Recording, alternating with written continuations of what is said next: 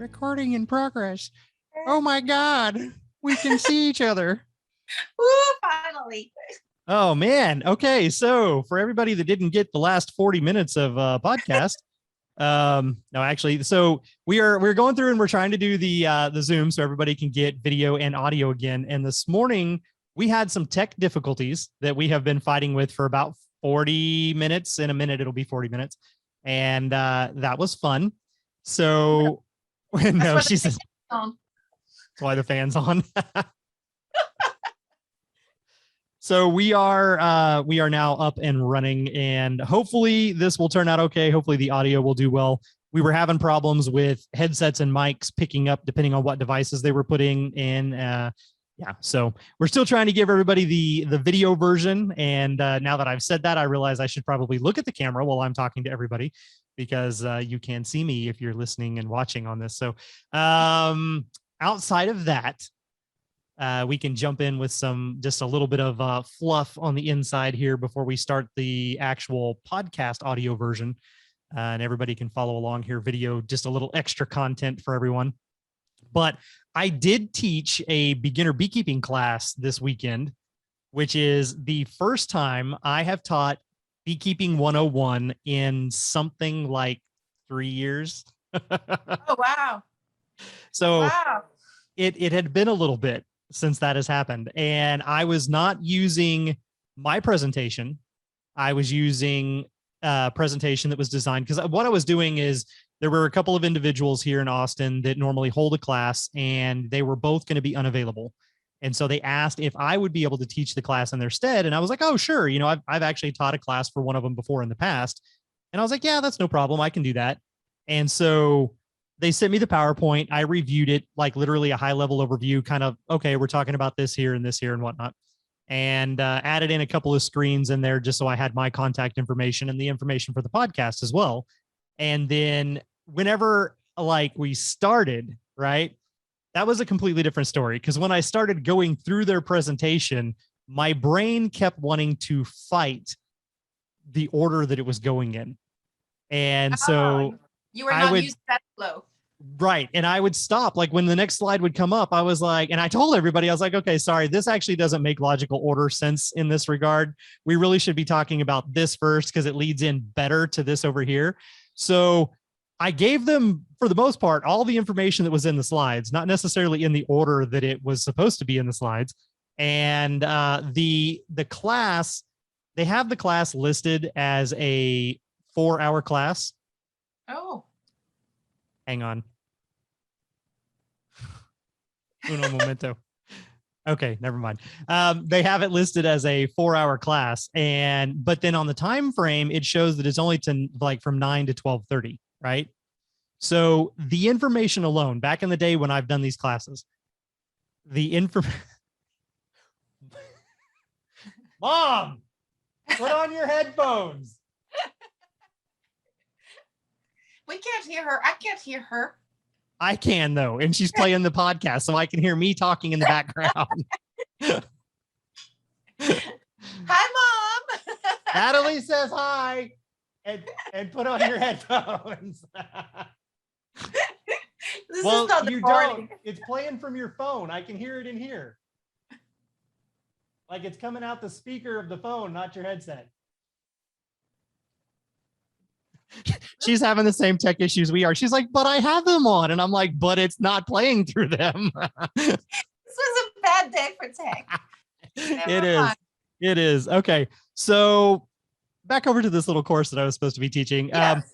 When I had done it in the past, and when I have my own version of it, it is legitimately 3 hours of just mind-numbing, make your brain bleed information that is crammed into you for the 101 class.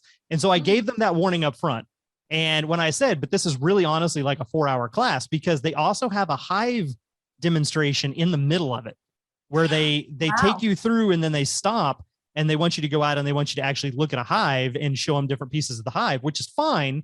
But again, I didn't necessarily agree with where that was. And so I started getting the feeling like, okay, this is just going on forever. And I know there's a break coming up, and I kept thinking it was the next slide and the next slide, and it wasn't, and it wasn't. And finally I was like, all right, we're taking a break here. Go stretch your legs, get a drink, use the restroom. Then we're going to go look at a hive. in retrospect, that should have honestly been the very last thing. It shouldn't even be in the break. It should be, okay, we're done with the education. Here is now a Hive demo for anybody that wants to stay and watch.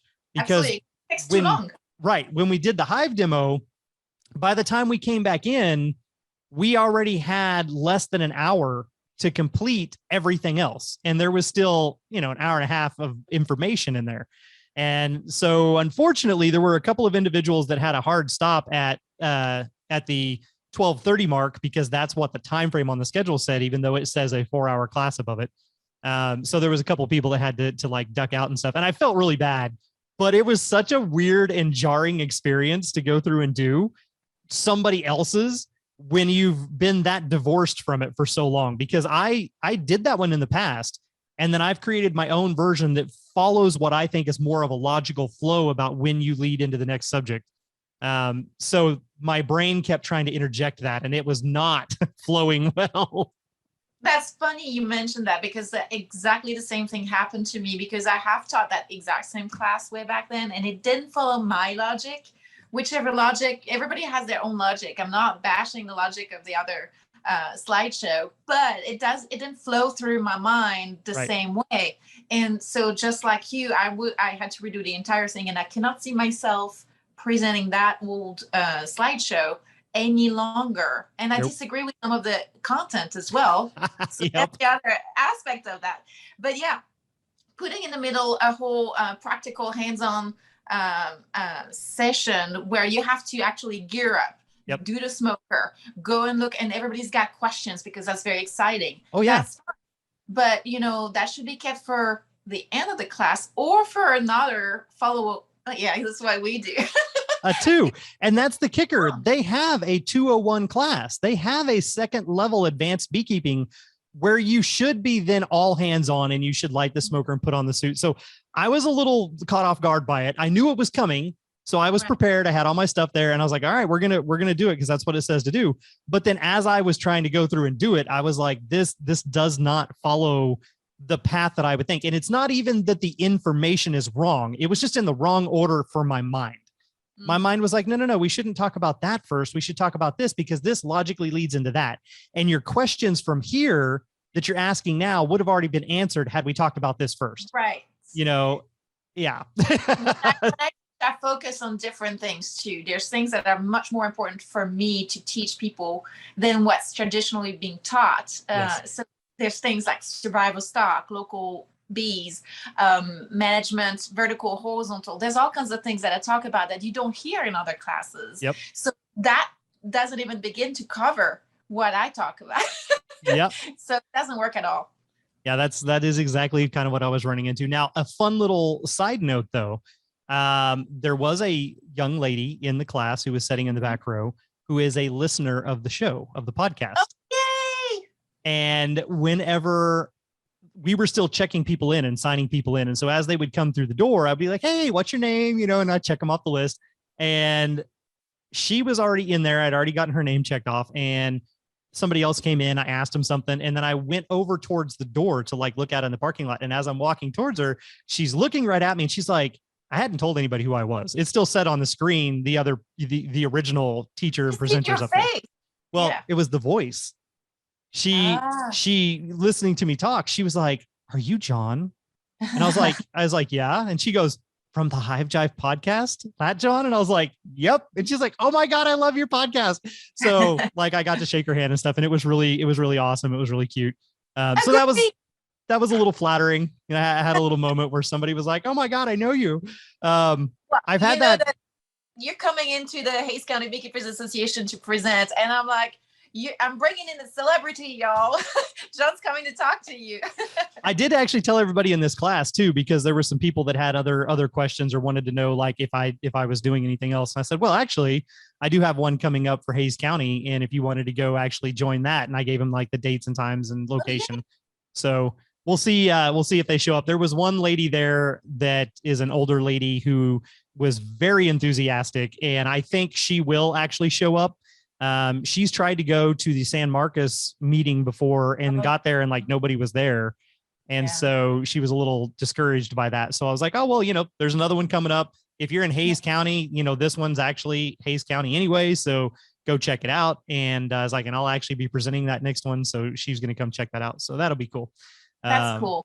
Yeah. So it was a fun little experience though. And there's been one other time where I was actually out.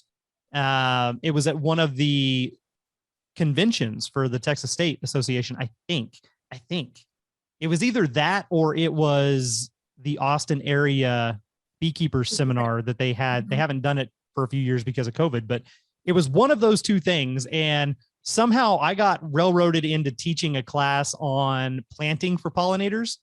Oh. And I was like, okay. So I get in the class, and partway through the class, one of the audience members realized who I was and started like fangirling out. She had her phone up and she was like taking pictures, and then she was posting them on social media. And of course, they were like the most awkward, like mid sentence, mouth all contorted over to the side, images and stuff. And she's like posting, she's like, oh my God, I'm in this class and it's John teaching the class. And then at the very end, I did have a slide that comes up that says, hey, and if you'd ever like to, go through and listen to the podcast, and talks about the Hive Jive.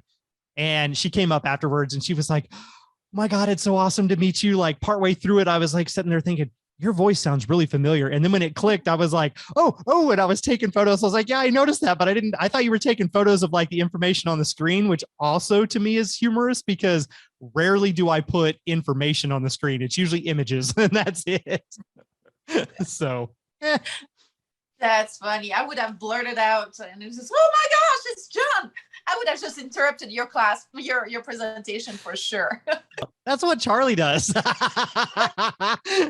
And Charlie, I think it was actually at the Austin area beekeeping seminar one time, I was teaching a thing about swarm capture and how you can build swarm traps and things like that. And he walks into the thing because Charlie and I, like I've actually done an episode of, he has a new PBS series that's coming out on bee removals. It's a reality documentary thing. And he and I did an episode together. So Charlie and I are actually pretty good friends. But for the uninitiated, he walks into the middle of this packed room with like 100 people in there, walks right down the aisle, and he screams, don't listen to anything this man says. He's full of shit. And then he turns and he walks out. He's like, love you, as he walks out the door. I was like, and that's Charlie, everybody. That is so very beekeeping community. We all know each other, right? We do. Yes, we do. For a while. So that's funny. And especially if you're in an area like here in Central Texas. So what's one, this is going to be irrelevant for the podcast and for everybody probably watching this, but for anybody that is in Texas, like there is is it the Central Texas or is Brazos Valley that's coming up? The school. Yeah. And so they have a school that's coming up. Well, Brazos Valley is closer to, I want to say it's closer to College Station, obviously, than it is to Austin. Austin's going to be like 2.5, 3 hours away from there. Texas. Yeah. Bryan College Station. That's the towns are like kind of overlapping there, but it is further away from Austin, obviously. So you wouldn't necessarily think about it, but like you're going to be there. You're teaching something there at that. So individuals can run into these people that they hear on the podcast in random places throughout the state because we pop up here, there, and yonder. But it is a very small community, both in the state and then also on a national level. Truly, when you get down to it, you're like, oh, well, I mean, there's a handful of really well-known researchers and scientists and individuals and speakers and stuff. And after a little while, you've met them, you know them, you have like personal communications with them. Small world. There's the Texas Beekeepers Association school as well coming up, the convention. And it's going to be the same exact. It's a little bit further out from Austin. This time it's like 2.5 hours. It's in Galveston. Yeah. So, it'll be at Moody Gardens in Galveston, Texas. So. And it's both a very good source of information and education. I highly recommend both bvbeeks.org and then the TBA, convention. And it's worth even coming from out of state for the TBA one, for sure. Yeah, there's been individuals we've had somebody from Arkansas, we've had a couple of individuals from Louisiana and somebody from Oklahoma before that have come to them, depending on where they were at in the state. Mm-hmm. Yeah, so now, I know that. Say that it's the same weekend as one of the motorcycle meets around Galveston. And the competition for the rooms is very intense. So if you want to go and you want to spend the weekend or a night there, just book early. You got to get it booked. Yeah, get it booked now. I honestly, I don't even know if I have a room. In theory, I have a room because of my position, but in theory, I don't. So we'll see. I should probably figure that out sooner rather than later. Well, Les and I have each a room. So if you want to share one with Les, if you don't have your own, there's that option. Yeah, if I get desperate, that may be the case. We'll see. But I'm supposed to have one. And the conversation that I was having actually was in regards to some of the suites, like some of the rooms that were reserved for the officers, or some of the it was like 2 or 3 of the high level officers, and then like the big keynote speaker that's coming in. Like those rooms are set aside and reserved. But they were like suites. They were like 2-room suite kind of things. And I was like, I don't need a suite. I just need a bed. So don't put me down for a suite. And apparently that turned into like, don't put me down for a room instead of don't put me down for a suite.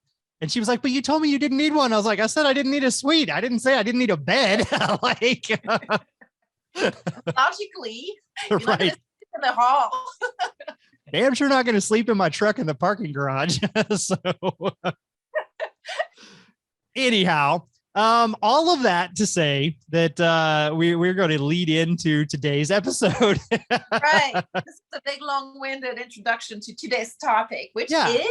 So oddly enough, some of the things that we've already spoken about kind of go right in hand with today's topic. So thank you, everybody, for joining us here for another episode, another little beekeeper chat between Natalie and I. And as mentioned on the previous episode, today's topic is the business of bees, or beekeeping, but technically the business of bees in general, and all the different things that you might be able to do to set yourself up for success. And, you know, I kind of actually, you would think that I would come with some notes, you know, here and like have all my ideas fleshed out, but unfortunately I did not. But what I did do is I had a conversation with the 17-year-old girl yesterday after I got done teaching this little class, and she was very, very insightful and very intuitive, because she is doing volunteer work so that it can go on like college applications and resumes and things like that. And she was very curious, even though she is working for this location and she's helping manage and run their shop 2 days a week. And so she's doing retail and sales and marketing and all that kind of stuff. She had a lot of very, very insightful conversation and questions, and she saved a lot of those for after the class. And she was like, okay, so honestly, break it down for me. Like, how much can you really make doing bees? Like, in the different aspects of it. And so that was actually, talking through that with her kind of gave me a good way to put all that into perspective. I'm going to assume that you have a list. Well, I have some ideas, some basically general topics that I want to touch upon, the ways to make some business, and then get into the details of some of the ones that work for us the most. Yes. So, okay. So obviously what I'm going to do real quick then is I'm going to go over an extremely high level overview of the path of a beekeeper. And then we'll take that and we'll break that down and go a little bit deeper into what that may actually mean. So first and foremost is going to be the fact that anybody who starts off and wants a beehive, that's not necessarily ever going to turn into a business, because it's just a single hive. And that hive is usually for wax production for yourself and your family and your friends, or honey production, again, for yourself, your family, and your friends. And that's fine and dandy. But a lot of the stuff out there encourages you to start with 2 hives instead of 1, because then you can compare and contrast. And if something happens, you can always supplement from one to the other. Well, now you have double what you had before. And then as you start getting more and more into it, and you start learning about swarming and all this other stuff, and, you know, say your colony does swarm and you catch it, and you don't want to lose those genetics, so you put it into another hive, or you try to prevent them from swarming, so you split your hive. Well, now you've got 3 or 4 or 6, and suddenly it just starts growing. After a certain point, you're going to hit a spot where you're not going to be able to consume and or give away all of the honey that these hives are producing. So the first logical step is you could start selling your honey. As you continue down that path, if you've got the space and things keep growing, eventually you will get to the point where you're like, I don't want any more bees. I've got too many hives.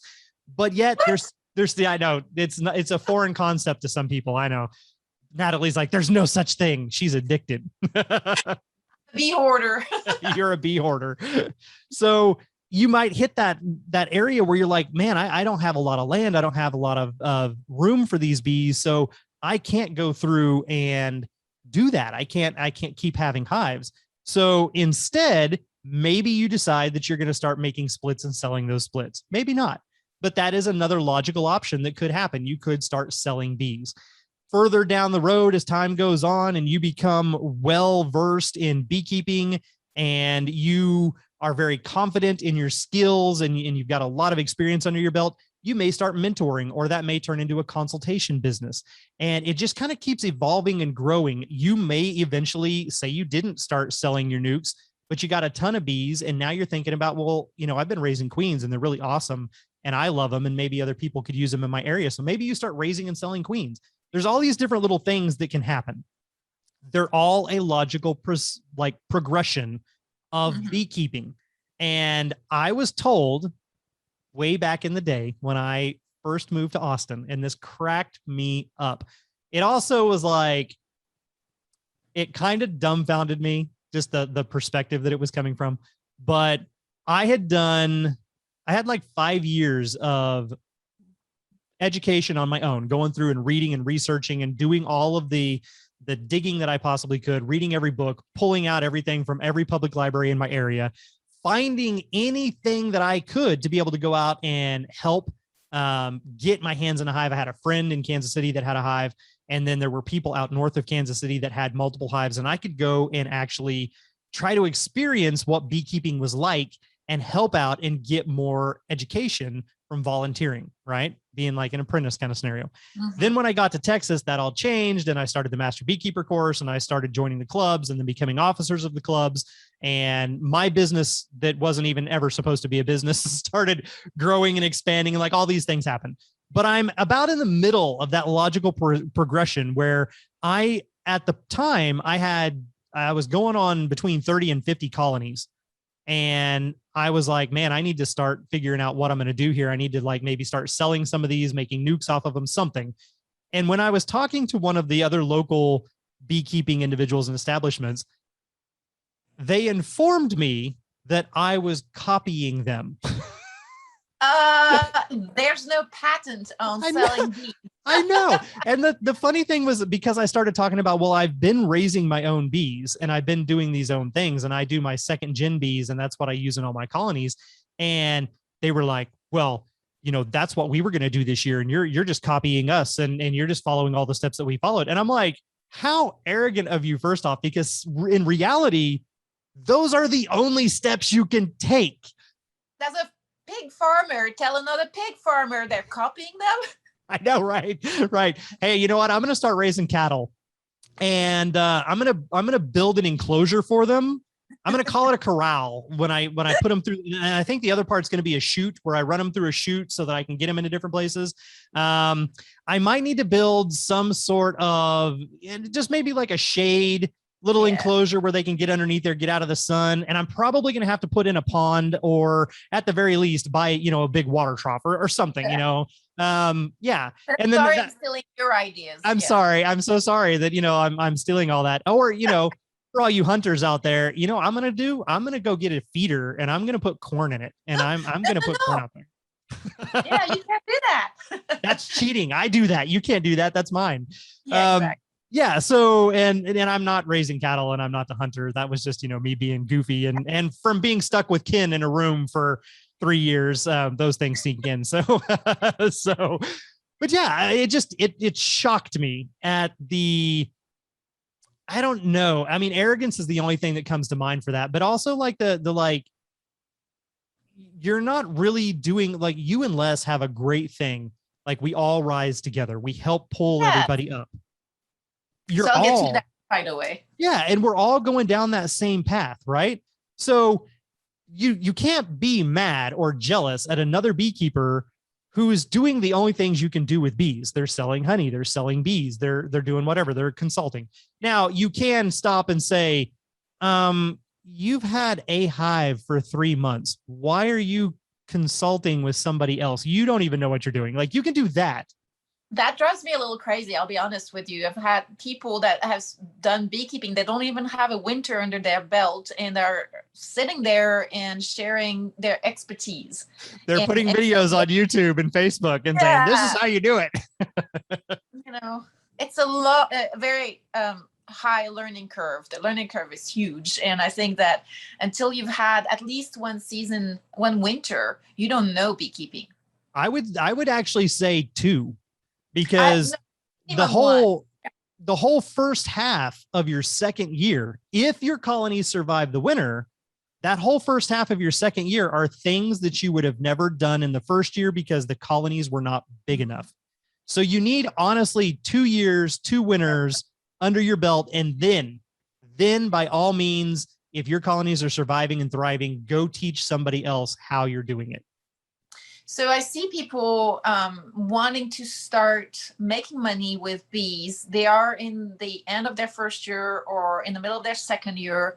And to me, that's a risky business because you don't have the general understanding of the full life cycle of the colony is, and you don't have enough experience and watching the bees do what they do. Yeah, you might be a remover and you see a whole lot of colonies in the structures and you're getting all that that information that maybe a regular beekeeper doesn't have, but it doesn't make you a good beekeeper. Removing bees doesn't necessarily make you a good beekeeper. So I think that rather than hitting the ground running and trying to make a business without the experience that it takes, it's important for people to slow down a little bit, take the time that is required, so that you don't launch a business and then provide services that don't that they're not successful and tarnish your reputation in the long run. I think you're better served by sitting and learning initially. Maybe you can sell a few things, like equipment is a no-brainer, or things like that. But when it comes to the bees, I think that it's a dangerous proposition to say you're going to sell bees, you're going to sell nukes, you're going to provide maintenance services, or you're going to teach in any way, because you don't know a whole lot of things. And there's nothing that you can do to accelerate that path. It's time constraint. It's time just is not compressible when it comes to that. Right. So on that note, because you made me think of something that is not in the normal logical progression of like what I just said, but it's a perfect example. And I am going to use somebody very specific for a reference here. But I encourage everybody else to not take this out of character or out of context, So Mandy Shaw, who has the podcast Beekeeper Confidential, Mandy Shaw makes beekeeper veils, and they are the cutest damn things you've ever seen. They're all kinds. Yeah, you see, Natalie owns one. So Mandy, and this is where I say don't take this out of context. If Mandy were not a beekeeper and knew nothing about colonies, which is not the case, Mandy's an amazing beekeeper. She's got a lot of knowledge and experience. But if she were not that person, she absolutely could still start a business making beekeeper veils and selling them, so long as they're functional and they work properly and they're cute and there's a market for it. So that is an area where you could have a niche of a beekeeping business and not even necessarily be a beekeeper, by making accessories that go along with it. And I didn't even think about that until you brought that part up. Equipment, accessories, like that. Yeah. And so that's absolutely the case. But again, don't take that out of context, because Mandy and her podcast are both amazing. And she does have a wealth of experience, and you should absolutely listen to something that she tells you if she says you're not doing this correctly. But it's a great example. It's something she's added on to her business that's outside of doing consultations and doing hive management and selling bees and things like that. She has this apparel line that is extremely successful for her. So that is something right there everybody can write down. You know, maybe you have a very creative niche and outlet that could be tailored towards a beekeeping business, but doesn't necessarily mean you're going and getting in a hive. But I think that it still requires some level of understanding of what beekeeping is and what the bees do. Depending on what it is you're trying to sell. Yes. Yeah. You know, if you're going to make gloves and you don't have any idea what those gloves are going to go through and all of the the rigors that we put them through, and I tear the hell out of my gloves. So if you had no idea of what was going to be entailed with their usage, then yes, you would make an inferior product because you didn't have the knowledge that you needed for that. So yeah, there are definitely pros and cons to both aspects of that. Yep. So do you want me to tell you what I had in mind for this? So my whole speech was just that opening. I'm done. It's all you. Yeah. Oh, okay. You got I'm just playing. Gotta fill in now. No, but really, you mentioned a lot of people start with one beehive, and so a lot of people that want to get into the business of beekeeping are actually accidental business, beekeeping businesses.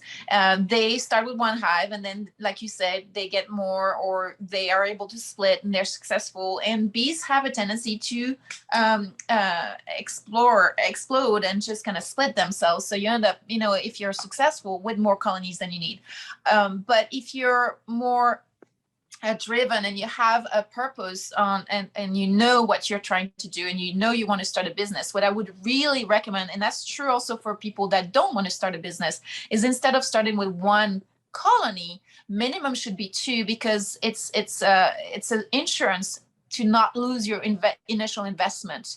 Because in your first year, if anything happens with your first colony, you have nothing else to help it. You might have a queen event, you might not have enough food, one of them might be stronger than the other. So I would say the very minimum, whether you want to be just a backyard beekeeper or a business beekeeper, then get at least 2 colonies. If you do by design know you're going to become a business beekeeper, I would actually say, and it might be arguable for backyard beekeepers as well, get 3, 4, up to 6 if you can, depending on your means. The way you can maximize your investments by getting equipment that's going to be a little bit cheaper. That's why I like to promote the double topper hives, because you can put 2 colonies in one box that you can make yourself for about 20, 30, 50 bucks, depending on how you want it to be fancy. So that's a great way to get into it without expending a whole lot of money, and then let the bees be bees and basically swarm and multiply themselves. So that's the way I would start. If I wanted to start a beekeeping business, I would also start by educating myself very thoroughly, not only with the theory, but the practice. So that's the other aspect of it. When you have more than one colony, you can get more exposure without overly stressing that first colony. That means your learning curve, while still huge, you get to climb it a lot faster than if you had only one colony. Also, I would say go, like you mentioned, volunteer with established businesses, beekeeping businesses, or find a mentor. What I would say is hard to find a mentor because beekeepers are always busy doing their thing. What you could start with is a beekeeping pod, I call those. People that get started at the very same time or have different hives and that are in the same area, are willing to help each other. And this way you're multiplying the time you can be in beehives without stressing one yard overly over the others. And you can hire a teacher or a mentor to come to a group of people, and it's going to be much more economical for you to do it that way. Let's go back to the volunteering with an established business, beekeeping, because I have my thoughts on that, and I've done the exact same thing. It's very hard to get started with that because they don't usually take people that are brand new beginners, because then they feel like they've got to teach them for free when those people could take the classes first, right? So you have to get into the hives of those people and help them on the fields. It's usually required to have some level of experience, at least for a year, where you're kind of like learning the seasons and just kind of hands-on the basics. So that's not always very easy to do. And then if you do get into that, expect to be working for free and very often very hard for what you're contributing, because it has to be worth the time and training that the business beekeepers are going to give you. So that's the one thing I would say, but it's definitely worth it if you want to be in the end a business yourself, right? Absolutely. And the only caveat to that I would say is if you are going to get 6 colonies, get 6 small colonies like nukes to start off, so that at the very least, even though you've got multiple colonies, your learning curve is not as steep as if you started off with 6 full-fledged, healthy, robust colonies. If you're starting off with if you start off with the nukes, they're going to be smaller and they're going to grow with your experience. And so you're learning all of the crucial things while they're still smaller and easier managed. And then as you get more skills, they get bigger, things get a little bit more challenging, but you're working up to it. Whereas if you dive in head first and say a beekeeper is retiring and they've got, 20 full-fledged colonies that they're selling, and you're like, I've never touched a beehive in my life, but I want to do this. And you go in gung ho, you're going to need help, and you're going to be way out of your depth right off the bat with full size colonies. So if you are starting off from scratch, I would say the very first year needs to be about building a strong foundation of both knowledge and education for yourself and for your hives and your colonies. And then look at your second year being where maybe you start getting some return on investment, because that first year is all just investment. It's the same concept as farming. You're going to have to, not that you wouldn't beekeeping, but you're going to have to quote unquote, like get a loan or procure the funds to plant your crop. You've got to cultivate the ground. You've got to make everything good, make sure it's nutritious and solid and stable, plant the crop, nurture the crop, grow the crop, and then hopefully harvest the crop. And that happens the next year. So it's always spending this year prepping and planning for next year's payoff. Next year's the same thing.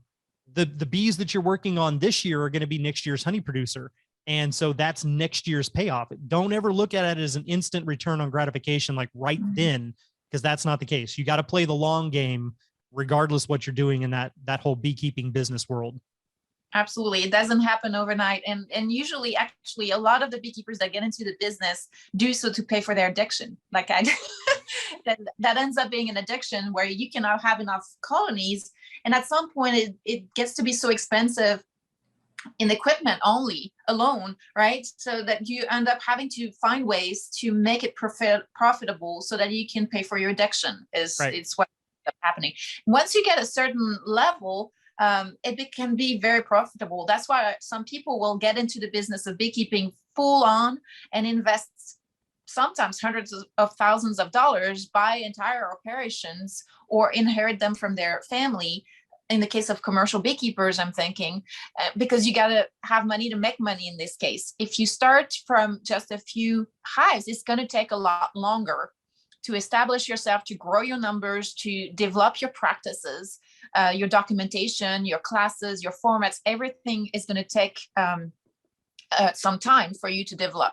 And also those connections you were mentioning at the beginning of the show, to develop a network of people. It's important to not be in direct competition with other beekeepers that do that for a living, and to learn from them and to just pay attention to how they're doing things.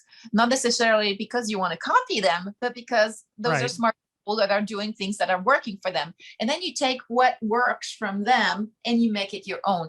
If you try to copy everything that other people are doing, you're not going to get there. They've been doing it for much longer. They have higher numbers than you do, and they're going to be much more competitive than you are. So you're better off in the end doing things your way, by saying, well, they're doing this out this way. This is not going to be my way. I'm going to do something different. It can still inform what you're doing, based on what you don't want to do, basically. Yeah. Well, and actually that's a great point right there too, to help inform you on what you are comfortable with and what you enjoy and what you don't want to have anything to do with whatsoever. That's right. You may look at the fact of like, oh, well, I like bees and I want more bees, and I can get them by going and doing swarm captures or going and doing removals. And then I may take you out to do a removal, and 5 hours later, you're like, screw this. This is not for me. I'll find other ways to get my bees. I'll split my colonies. Like, that's not worth it. That very well could be a legitimate thing. One of the other aspects in there too that you mentioned is you are getting the experience from these more, that's going to be redundant, but more experienced beekeepers, people that have been doing this for longer, that are experts, like those of us that are certified as master beekeepers, that are literally per the hour certified as an expert from the amount of time we spend in the field and doing these types of things. You can get that education from them, and you can understand this is how you split a colony. This is how you build a hive. This is how you raise a queen. This is how you graft. But then you have to take it no matter what it is. If it's raising bees, raising queens, doing wax production of different things, making honey, whatever it is, take it and find your own unique signature. Find your niche that makes it you. So one of the guests that we've had on our show many times is Tara Chapman from Two Hives Honey. Tara has two things that were very unique to her. One, the name Two Hives Honey came from her original concept of her business, where she would put two hives on your property, teach you how to use everything and raise those bees. And then eventually those hives would become yours. That was kind of part of her original business model. The other aspect was zip code honey. And because she ended up having these hives spread all over town in random zip codes, when they would do the honey harvest, they would keep all of that separate and put down the zip code. And then she could sell that at a premium in a boutique type market for that specific thing. For me, I started doing infusions. I do infused honeys. And that was kind of like my little niche that nobody around in the area at the time was doing. And there's still not anybody that can do it the same way I do. Because I'm not telling, damn it. I can tell you how I started and I can give you the concepts, but I'm not telling you all the little secrets and tricks that I learned along the way. So, you know, but yeah, you got to find your niche. You've got to find your own little unique thing that makes it you, that you enjoy. That's going to make your business way more successful and make you way more happy while you're doing it. Well, and that you're touching to what I was going to say. Absolutely. The niche is very important. That was the segue to the fact that if you're just, it's like if you're selling honey and you're positioning yourself price wise, you're going to compete with Walmart. You're going to compete with all kinds of, you know, volume producers that have been doing it for much longer than you have. So niche is super important. That's the only way you can really make money in an efficient and fast way. Les Crowder and I, we're basically professional educators. So we do a whole lot. We love teaching. That's what we love to do. And the other niche that we go with is the top bar horizontal natural treatment-free beekeeping. And that works really well for us. Then the second thing that you need to do is become an expert at what you do so that people can choose you. You need to present yourself professionally. For example, we combine all this at Be Mindful in apprenticeships, 2 levels. One is the standard level where people can become backyard beekeepers, but have a very solid, very thorough education on what it is to become a beekeeper and do it so that they have the highest chances of success in keeping their bees alive. And then the other one is to, it's a professional level, basically teaching people just what we're talking about. As far as, you know, how do you develop a business in beekeeping? What are some of the documents that you need to have? What is the things that you need to think about when you're packaging honey? What are the things that you need to think about when you're leasing bees to people? Like in Texas, we have ag exemptions based on beekeeping as a qualifying activity. And Les and I were doing a whole lot of that. We have hundreds of colonies that we are leasing to people. We bring them over to their land and we install them in the hives and we manage them, and they don't have to lift a finger. And that's a professional service. So what we do is really professional services, whether it comes to education or leasing or consultations to help people with their existing colonies or answering questions. So in that apprenticeship, the second level, we teach them how to get from basic understanding to that level if they want to do so, because I think that's a component that was missing in the industry of beekeeping, right? Everybody kind of learns how to build their business on their own.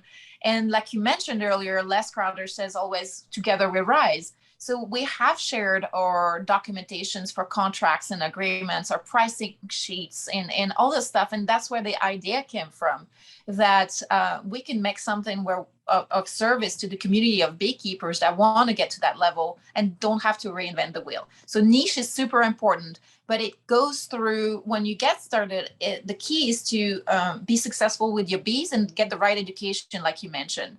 So the Master Beekeeper program is critical.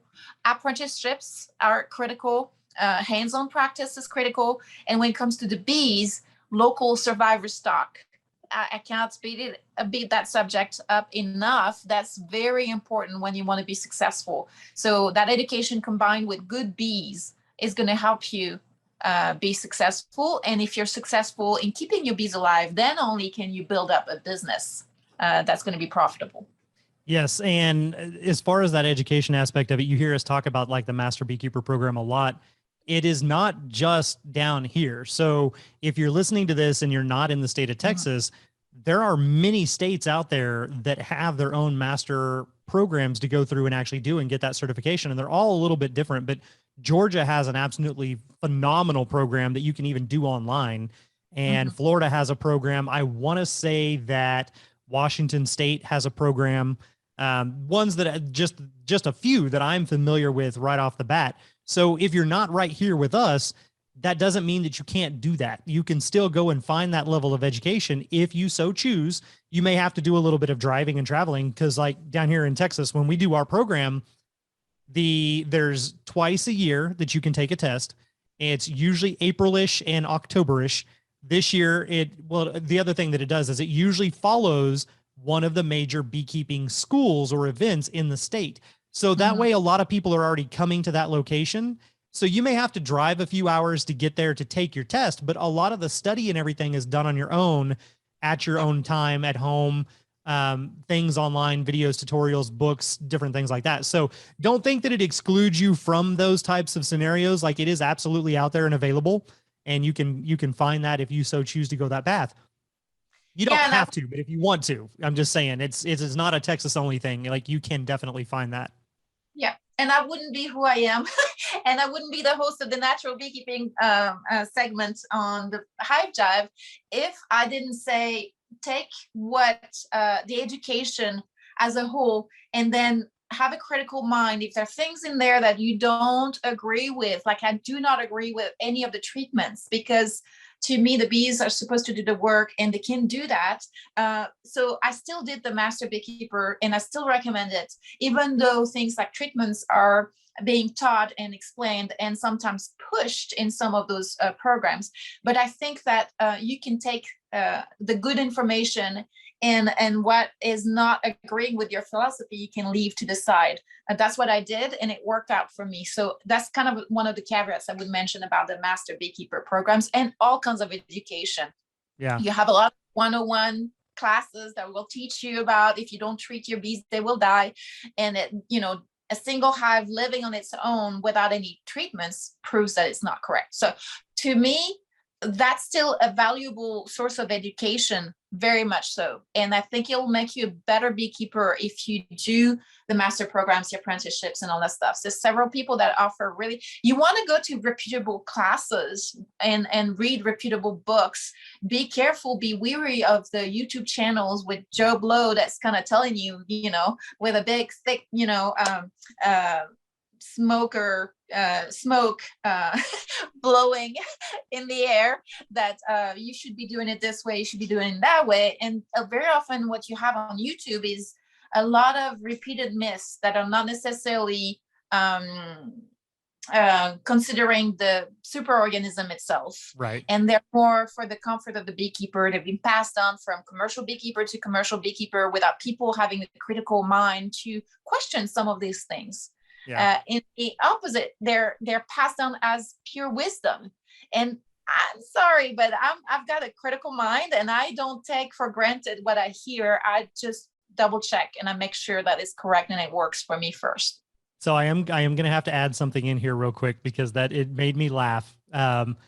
So one of our very, very avid listeners, Jacob or Jake, has a YouTube channel, and he goes through and he's done very well. I've watched several of his different videos over the course of the last 2 years, kind of thing. But he talks about the Hive Jive actually on his YouTube channel all the time. And so in our last episode, I was mentioning how YouTube is the devil, and we got this message and he was like, here I am. All I do on my channel is tell everybody to listen to the Hive Jive, and all you guys do is tell people not to pay attention to YouTube. So it is a give and a take though. And so it's not, when we say that, don't it's not that you can't or shouldn't watch things on YouTube or on Facebook, but you have to be discerning and you have to have that critical mind and you have to listen to what they're saying and then decide, does it make sense for you? Just don't take everything verbatim at their word. And that applies also to books and education and everything, because Absolutely. most of the books are written by northern beekeepers. If you're a southern beekeeper, half of that stuff doesn't apply and you're going to be scratching your head going, but nobody talks about that here. Nobody does that. What do you mean? So you've got to add your own experience into that and question, not if it is accurate, but if it is right for you. That's what we start our classes and apprenticeships with. What are your goals and needs when it comes to beekeeping? What is it that you want from this? Because it's going to inform which type of hive you're going to go with, what type of stock you're going to go with, your beekeeping practices, and how you build, your operation, whether it's a backyard operation or it's just a commercial or sideliner business. So just always keep in mind what your ultimate goals are. That's the key right there. Why are you doing what you're doing? What's the goal? Even when you go do an inspection, what's the plan? Why are you even cracking that hive open?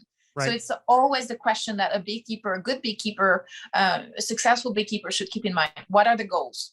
Oh, also, okay. So for those of you who are watching the video version of this and you got to hear / see some of the comments and stuff at the very beginning, for those of you who are just listening to the audio version, it never happened. So this may be out of context and you don't know what I'm talking about. But during that class that I had to teach this weekend, I was in a hurry because, again, I am not thinking that I need to be going and showing people the inside of a hive whenever we're in the middle of this course.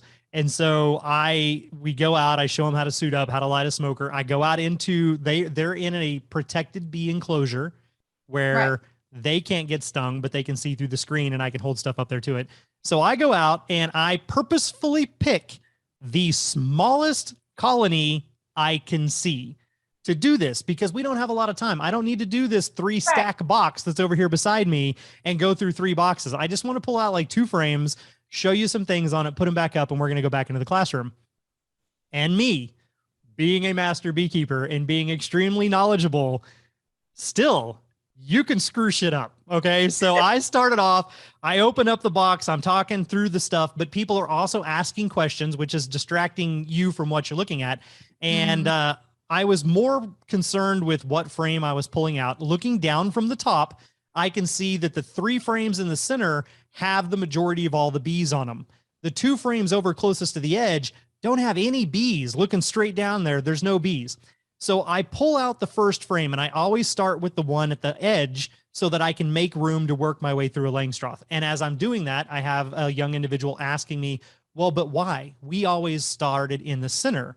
And I explained, well, if you start in the center, you're going to potentially roll bees, and you have no room to wiggle there. And if your queen's on that frame, you could not only injure her, but you could accidentally kill her. So it's better to start at the edge and then work your way in once you've removed at least 1 frame to kind of give you that room. As I'm doing this, I pull up a frame that, again, I've only looked straight down from the top. There was, well, yes and no. Hold up the frame. I'm looking at the back of the frame, which is completely empty.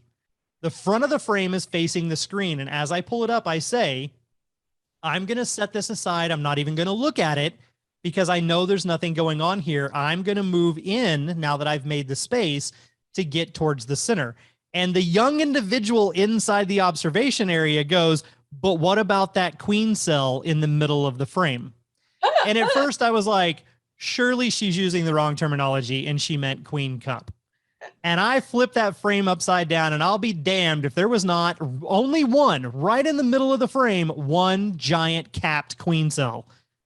And I was like, well, there you go. See, this is why we should always take our time, go slow, pay attention to what you're doing, because I was trying to rush an inspection just so I could show them 2 frames. And that colony ended up not having a queen. It didn't have a good brood pattern. Questionable whether or not the eggs and larvae that were there were possibly actually going to end up being drones, which then made me question whether or not, is it a drone laying queen or is it a queenless colony that has gone laying worker? But it did give me an opportunity though to show them that the odd thing with that cell in the middle of the frame is that it was not a supersedure cell. It is actually a swarm cell because there was a divot in the comb and a ledge and a permanent queen cup that this had been created from. That doesn't mean there was a valid, viable queen in there either, because if it was laying workers, sometimes they'll do that out of desperation and nothing's going to come of it. So that's a random side off tangent, but just to say that even us we have our moments where we rush something or we screw something up because we're not paying attention or we're preoccupied or distracted. So there is that. And it was kind of funny. Well, that brings a good point, though. That means that as it takes experience, it takes a lot of going through a whole lot of colonies to realize some of the things that are happening and why you're pulling out from the side. In the end, you're trying to avoid going through the brood's nest as much as you can. And you want not only to avoid rolling bees, but you want to make enough space and just pull out. That's the avoiding rolling bees, but from the outer edge of the brood's nest, because you don't need to go through in the middle of the brood's nest. As soon as you see eggs and things look normal, that brood's nest should keep its integrity. You don't need to be looking for your queen. That's a big there's a book out there, Queen Spotting, I think it is. And I'm like, that trend is actually not bee friendly. Right. Because if you're constantly looking for your queen every time you go into a hive, you can do much more harm than good. As long as you know how to read the colony, you don't need to look for a queen unless you've got a specific goal. Right. Yeah. Okay. So now that I've gotten us way off in left field on tangents, so back to the business of beekeeping. I was just going to say, so if we take, like, obviously that first thing is honey, right? Regardless if you're doing it for a business or not, most of the people out there, it's either because I think bees are cool or because I love honey. Those are usually your two motivating factors to start beekeeping. So if you're going to look at a honey aspect, and I bring this up because you were talking about like those niche.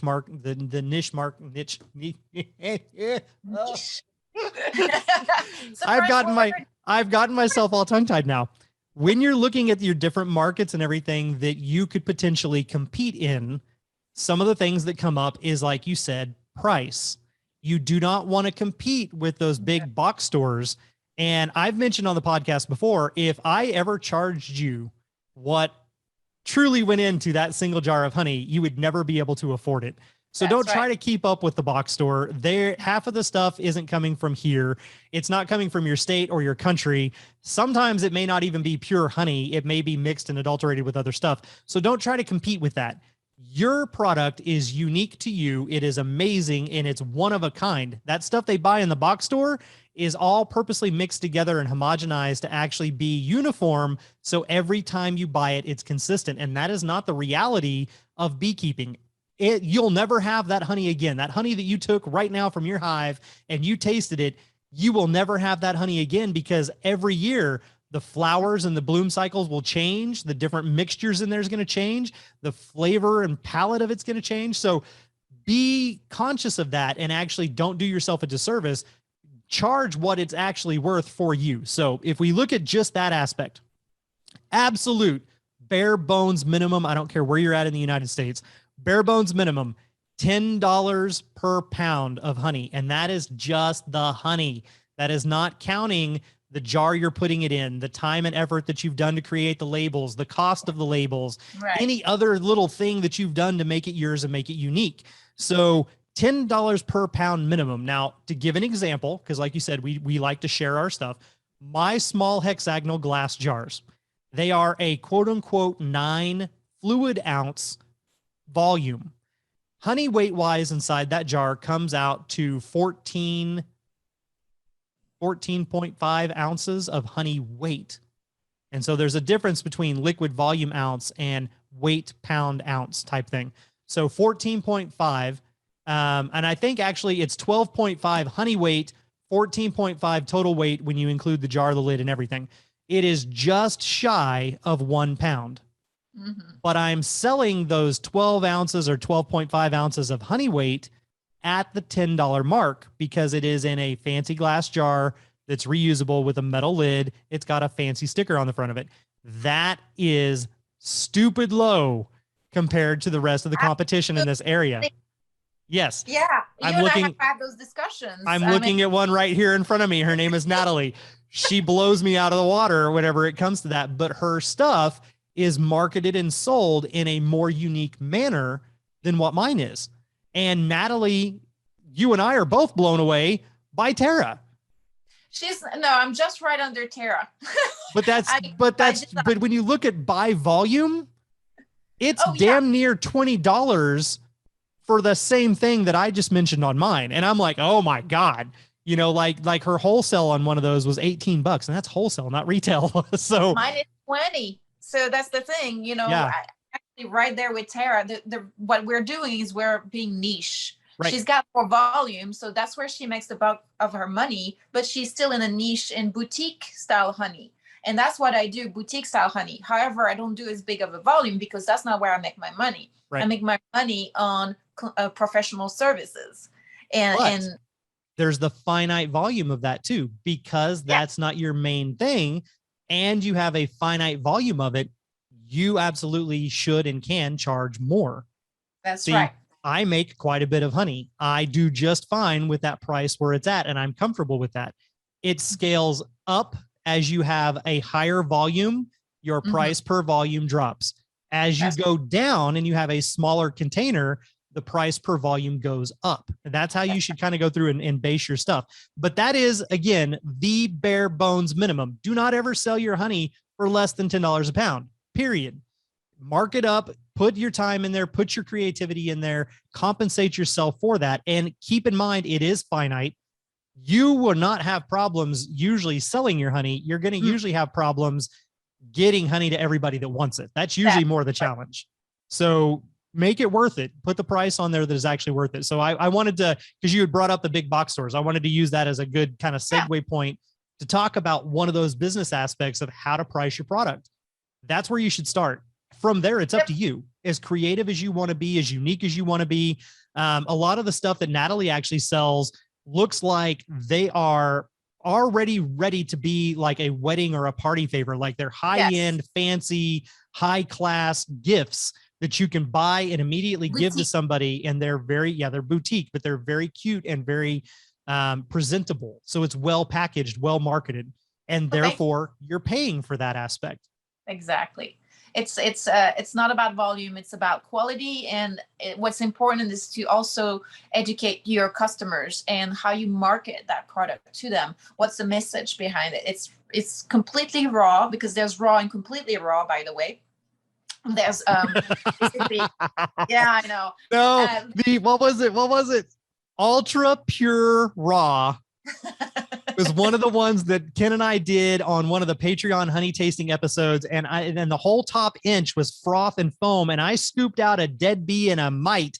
And I was like, what the bleep? So that's can not be what my honey is like. No, it is not. That is not your honey at all. That came from a gentleman from not in this state. But it's one of those things where I was like, you're marketing this as ultra pure raw. In reality, this is the sludge that was left over from all of your stuff. And you're cleverly getting people to buy it and make money off of it. And you're insane because there's dead bees in my honey, and that's not cool. But when you said that there's raw and there's like, I was like, well, hang on. I've seen the epitome of like. Well, and I said raw and completely raw because raw is when you're still allowed to heat up your honey a little bit to put it so that it flows into your containers and all good stuff, so it doesn't crystallize. Right. We don't do that. So that's completely raw, and that there's a difference there. Right. So there's all kinds of things that you can market. There's also, if your colonies haven't been exposed to pesticides, from treatments, there's a whole bunch of how you're harvesting it.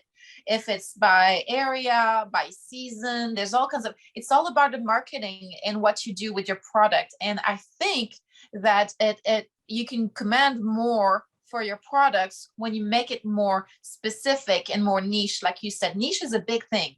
If you want to make money, but you don't want to have a huge scale. And actually, I would argue that doing it as a huge scale is so much more work for so much less reward in the end.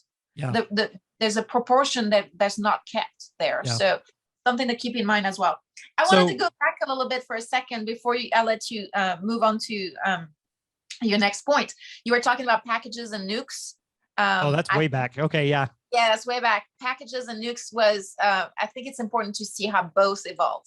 And because it's important in your first year to learn how a package will build up the wax and all this stuff, and the nukes will show you different things, and you can learn from both of those. So that's something to keep in mind. But that was my all before we completely finish the show. That's an absolute great point. And they both work perfectly for what I was trying to say. My point was, don't buy a full-size colony or 12 full-size colonies to start. Packages and nukes are great, but yeah, packages is absolutely acceptable on that. On the honey price, the last little thought there, and then we'll move on to like another aspect of business as beekeeping and ways to make money with it. But the last little thing is, if you did use that hypothetical minimum $10 per pound, then you turn around and you look at if you look at it from a Langstroth standpoint, medium box, 10 frame, maybe if you're lucky, 40 pounds of honey. So you might want to shave 5 off of that just to be conservative, say 35 pounds of honey, maybe even 30 if it's a light year. But take that as your average and your minimum, $10 per, and 30 pounds, we'll say 30 for easy conversion here, 30 pounds for that one medium box. You can then go out there and you can say, for every medium box I have that is fully capped honey, in theory, that's $300 minimum for your honey. So it can kind of give you an idea of what type of profit or proceeds you're going to get back in from doing that. If you have a deep 10 frame, it could be like 70-ish. If it's an 8 frame, it's probably more like 60-ish.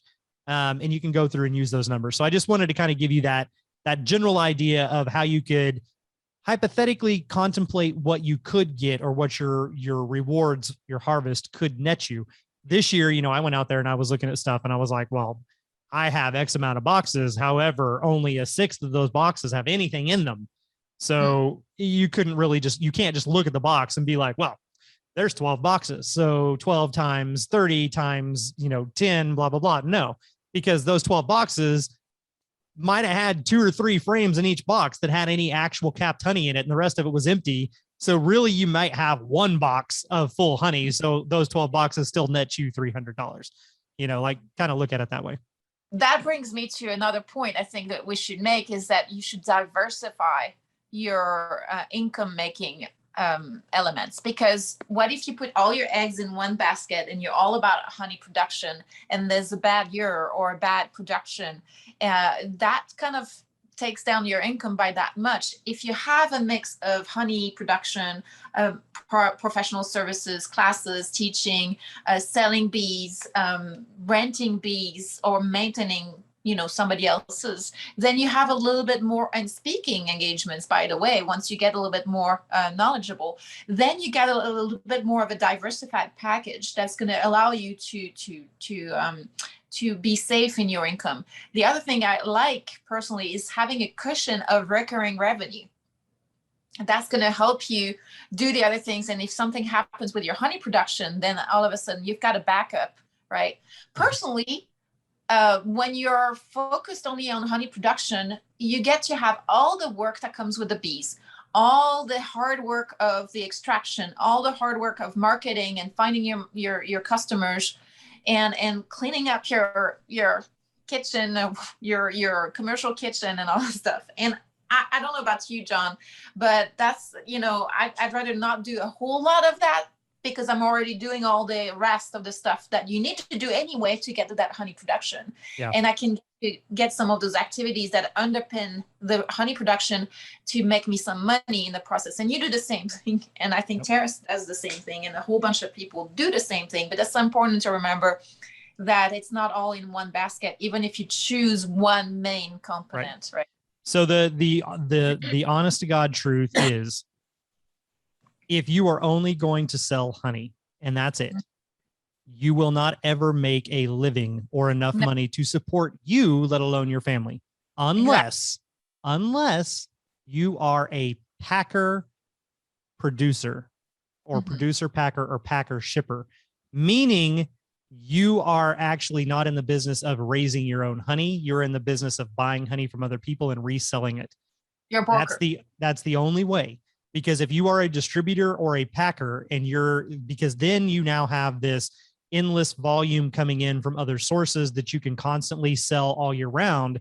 But that is not the same thing. And that is not going to necessarily be your cute local boutique raw, completely raw, none of those things. But a packer producer or a packer distributor, those are the only people who can make money just on honey alone, period. So for the rest of us out there who want to be authentic and want to actually make sure that it is truly ours and that's where it's coming from, you can have that as a side business that makes you some income every year. But the beekeeping season, every aspect of it is cyclical. And so the honey season has its time. Then you have your harvest. Then you sell out. Like my comb honey, I can't keep comb honey for a week, let alone months. Like it's gone. It's the first thing out the door. People are on waiting lists for it every year. So comb honey's gone. It's out there. Then we turn around and we go through and we look at the rest of this stuff and we're like, okay, well, what do I do now? My honey harvest is done. I've sold all that stuff. And now I don't have anything else to do. So that's where your diversification comes in. And that's the whole point about the business of bees and beekeeping is it cannot be just any of these one things unless you just want it to be a supplemental on the side. That's fine. But if you're going to make a whole business out of it, well, say you do teaching and you do education.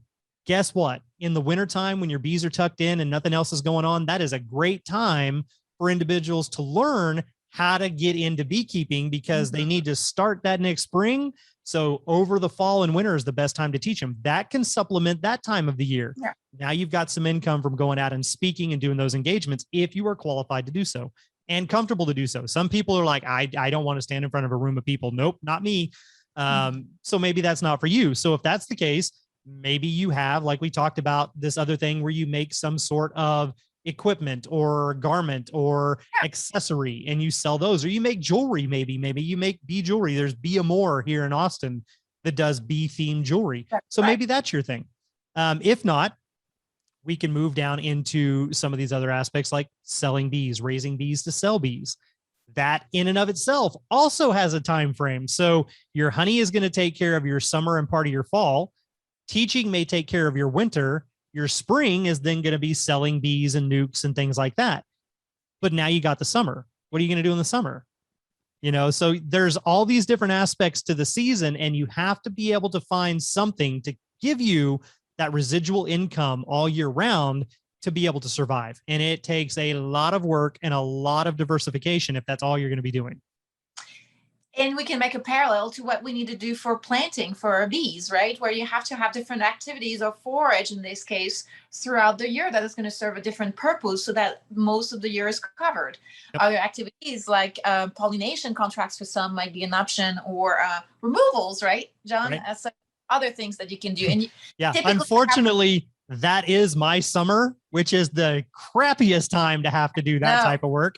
But that is my summer. That's like April through September, nonstop. It's bee removals. And that's what floats me through there. But again, if I were only doing bee removals, what happens in October, November, December, January, February, March? I have nothing to do for 6 months out of the year, so you have to diversify that. But now, so you mentioned pollination contracts, and that is another thing that you can do if you're raising all these bees. It does not mean you've got to go to California and pollinate almonds. I know plenty of small scale beekeepers here in the state of Texas that take their bees and help pollinate watermelon crops. And, there's squashes and gourds and things that bloom at different times of the year where you can have a spring, a summer, and a fall type of harvest for that. And they need those bees to be able to help pollinate that. So you might be able to find local pollination contracts with, maybe there's an apple orchard that's just right there for your town. Your bees can help them. Somebody grows watermelon outside your town. Your bees can help them. It may only be 10 colonies, but you can still put them on a trailer and drive them to that location and provide that pollination contract service and have some sort of give and take for that individual and some other residual income for you. And guess what? You may actually be able to get some sort of unique varietal honey from doing that as well. Orange blossom, things like that. Mesquite. And then that honey being varietal and being unique gets to become its own little niche market where then you mark that one up because it's unique and different from all the rest. And again, being me, I would say just be mindful of the fact that you might have some pollinations that are exposed to more pesticides. Like Yeah. almonds, great example, but that might be the case with blueberries as well, where the bees end up coming back with a lot of European foul brood, or they call that a crud or something. And so just be mindful as to where you want to put your bees if you care about that. Well, that's absolutely true. Blueberries are actually, I would say, neck and neck with the almond production aspect of it, if not actually a little bit worse, because they use a lot more pesticides and chemicals and things on that. And almonds, they're trying to be better about it. So there's a little bit of a give and take there. But notice when I brought all that stuff up, I said, you don't have to go to almonds. And I started naming other things that were local to your town, because if you're going to the farmer that's down the street from you and you can educate that farmer on why this is beneficial for them and for you both, and it, at the very least, say they absolutely have to spray for whatever reason, whatever they're doing. If they absolutely have to, if you have that communication and you personally know this individual, they're going to be more responsible and say, okay, I'm doing this on this day. So bring your bees this many days in advance, and then make sure that we close them up and you come and get them and take them before I start that next step. Because like apples, for instance, when you're in a commercial production of apples, they kill all of the blooms except for the king bloom. And they let that king bloom go because that's going to give them a bigger fruit and put more energy into that one fruit. So every bloom, you have this whole little cluster, and then you've got one bigger flower in the center. They kill the cluster around it and keep the bigger one. That's the king bloom is what they call that. And they kill those surrounding flowers with pesticides. I mean, they kill it with 7. Oh, 7, no, that's yes, awful. 7 is actually what kills the other blooms, and they do it at a very strategic time. And if your bees are still out there, your bees will die. They will bring that back, and you could have an entire colony collapse and die from that. So it's good to have that communication and understanding. And if the contract isn't going to be right for you, absolutely, no matter what it is, it doesn't matter if it's removals or if it's pollination contracts, nothing. Always, always, always stand up for yourself and be willing to say no. If it doesn't fit your methodology, if it doesn't fit your ideals, your morals, say no. It's not worth it in the long run to sell out to some of that stuff and end up losing all of your colonies or having a subpar thing. Be brave and stand up for yourself and say no. And Les has had to say no more because he had brought his tabar hives to pollination contracts in California, and the farmers had said they were not spraying anything, toxic, and he ended up losing a bunch of his bees because they did anyway. Yep. And the farmer said, well, what do you care? You can always get more bees. Or can you? Be mindful. Yeah, exactly. That was kind of how they look at it. And that's unfortunate for sure. So you've got honey production, you've got pollination services, you've got removals. If you have the skill set to do that, and trust me, it takes a unique, crazy individual to do that, because you find yourself in the stupidest positions most of the time, not necessarily in safe positions. And it's back-breaking, gut-busting, hot, horrific labor. And I'm not trying to discourage you. I am being dead honest. There's many times, especially the older I get, there's many times I'm out there doing that and I stop in the middle of it and I'm like, what the hell am I doing? Like, is this worth all of the heartache that I'm going through and the pain and the work and the sweat to do this and to keep doing this, or maybe I need to hire several more much younger individuals that are willing to put up with this for a few years, things like that. So keep those things in mind. But yeah, you've got the removals. You have possibly splitting and selling your colonies, possibly raising queens, with that's a whole nother thing in and of itself. And then the equipment, you've got speaking engagements, education, holding classes. You could even do tours. Maybe that's your thing. Maybe you have 3 hives, but you've got this really unique setup. Maybe you love to bake and you love to do something else. So you could create an experience where people come out, like an Airbnb. Absolutely. People come out, they can stay at your place, they can experience this, or they come out for a hive tour a hive tour where they come out and they get to suit up and see a beehive or look through an observation window and then taste some honey and try some honeycomb. And maybe you also raise some other fruit. Well, you can pair that fruit with your honeycomb and it's an experience unique to you in your environment. So that's another way that you can be creative, find your own little niche market, and then exploit that to your own benefit. Just know that if you try to do it all, it's exhausting. It is. So the lady that I mentioned at the beginning that I said was the older lady who is very, very, very enthusiastic with this and who may come to possibly one of the Hays County meetings later. Yeah.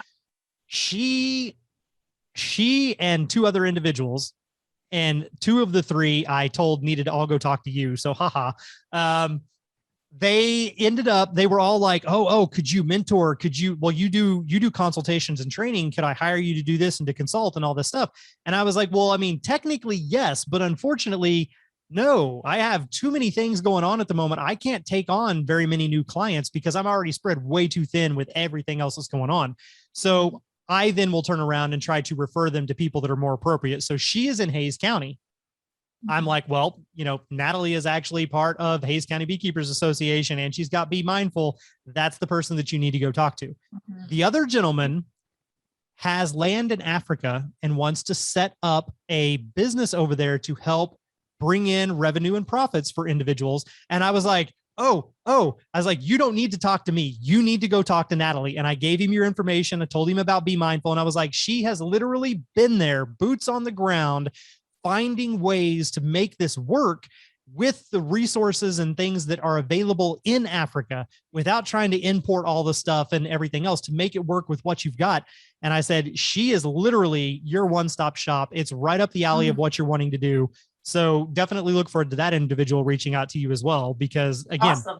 Right up your alley. That is where your experience has been. You spent 6 months over there and doing this kind of thing. So it all just depends, and again, that right there is another example that's way out there that probably doesn't apply to the majority of anybody listening. But in your instance, you have the experience, you have the knowledge, you have the skill set, and you had the connections. There was a need and you were able to facilitate a means to an end for that need. And so you had the ability to travel. Les has traveled all around the world, teaching people how to literally weave a hive out of wicker, how to make an Adobe style hive, like all these other types of things that are outside the norm, but it works and it fits because he's fulfilling a need that is out there that other people could not facilitate. So that's another way that you can diversify your business and be able to go through and take those things to the next level.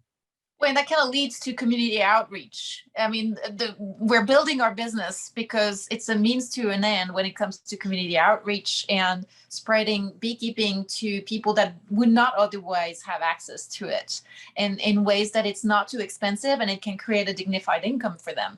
So there's definitely that aspect of things as well that's less profit centered, but you have to make a living from what you're doing before you can afford usually to do that kind of stuff. So yes. Did you have any other items on your list that we did not touch on by chance? Talk about a whole bunch of things. I think that's pretty much covers it. And the business of bees is fascinating. Oh yes, I would like to mention something else. Bee suppliers and the dirty little secrets in the beekeeping industry. So whether you want to start your business or you want to know about what's going on in the industry is a completely different story, because there's a whole lot of things that people that sell you bees do not tell you. And as a backyard beekeeper, I think it matters as well. Things like when you go and get bees, always ask them what they treated their bees with. If their bees were raised in your local area instead of out of state, or if they came from commercial hives that were kind of like Frankenstein into nukes, right? And given a mated queen, so completely Frankenstein nukes. Just kind of like a whole lot of things that you need to know. So same thing with the honey, right? I mean, was it heated? Is it completely? There's a whole aspect of the dirty little secrets of beekeeping, the beekeeping industry, that you should know even as a backyard beekeeper or even as a consumer of products from the honeybee industry. And I think that that's going to be my next presentation, by the way, the dirty little secrets. And I'm sure that I'll get a lot of flack for it because I'm going to tell everybody what's going on underskirt of the business. That's perfectly fine. I think that is perfectly acceptable. And for anybody listening to this, if you have not already listened to the main segment episode for the Natural Beekeeping Corner for the month of September, the episode just came out on Monday. and it is titled, it's the Natural Beekeeping Corner, Part 6. And it is the thoughts on unintentional consequences. And some of those things you do touch on in that episode. Some of the things that when you brought up the suppliers specifically, how they're kind of in it to make money and don't necessarily tell you some of the other ways that they are working synergistically with other outside forces to help propagate something so that they can continue getting a revenue stream from that. And that may not necessarily be the best thing for your bees. So if you have not already gone and listened to that and you're listening to this on Wednesday, that other episode came out on Monday. And so definitely go check that out and get a little bit more insight. And no, I cannot knock you for doing a Dirty Little Secrets presentation on anything, because I secretly have a little presentation on why you should not be a beekeeper. Oh, there you go. Yeah, well, we can both get on our soapboxes and just let people know what we think. Yeah. So I have my own little thing over there that it has been building, and I've been working on it and creating it. And there are specific groups that I have done it for that are non-beekeeper groups, but they want to know how they can help. And so that presentation is why we don't need more beekeepers, or why you don't need to be a beekeeper. And I go through and we talk about all these other things that would probably mortify half of the people, if not more, that listen to the podcast, going, oh my God, you told them what? You said no, or whatever. So but I mean, they're out there. There are other concepts and things that we have that you don't necessarily think of that are still true, that are like, you know what? It's ethical. Yes, it's ethical. And there are a lot of dirty little secrets. So doing your research, finding out what's truly going on, where it came from, what they really did. Another analogy that could actually kind of work for that is when you're doing removals, you don't necessarily want to do a removal and keep the bees and contaminate your equipment on a hive that they have tried to poison and kill. But if you flat out ask somebody, did you spray this colony? Did you poison this colony? They always say no. Well, most of the time. I shouldn't say always. Most of the time, they're going to deny it and they're going to say no. But you may find a can of Raid in the bushes right beside the entrance of the hive. And you're like, right, you never sprayed them. But if you change your approach and you say, hey, this time of year, there's actually usually honey in here. As long as it's never been treated or sprayed or anything, it's usually perfectly fine. If you want, I'd be more than happy to put some in a container for you and you can share it with your friends and everything. And if they're like, oh, no, I'm good, they probably sprayed that colony. Because 9 times out of 10, if they haven't sprayed the colony, they're like, oh my God, that would be so awesome. Like, I've always wanted to try honey straight from the hive. It never crosses their mind. But if you preface, so long as this has never occurred, and then leave it open, not insinuating they did anything, they will tell on themselves by immediately being like, oh, no, I'm good. No, thanks. So there's ways you can get around that.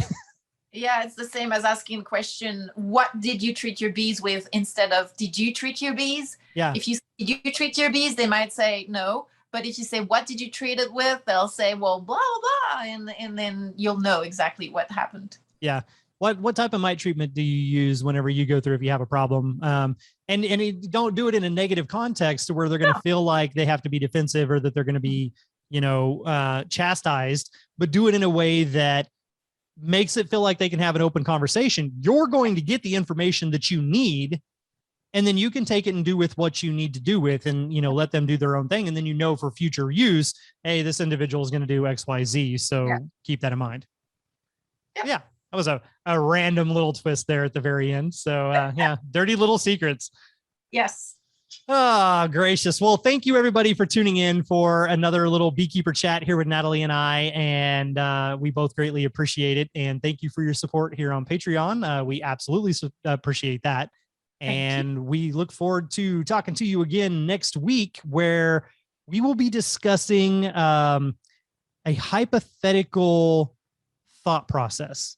So it's not a task. It's not a procedure. It's actually based off of somebody else's creative writing. And we're going to go through and kind of talk about some of the implications of that and how, in each of our own opinions, how we feel about it and whether or not it actually is true or implies or not. So that ought to be an interesting episode. So definitely tune back in next week for that one. A little bit of a philosophical discussion. Thank you all. Thank you, everybody. You guys be good. Be mindful. Bye-bye. Bye. This Hive Jive production was made possible by amazing patrons like you, and we appreciate your support. To all our Hive Jive junkies out there, you truly are the bee's knees.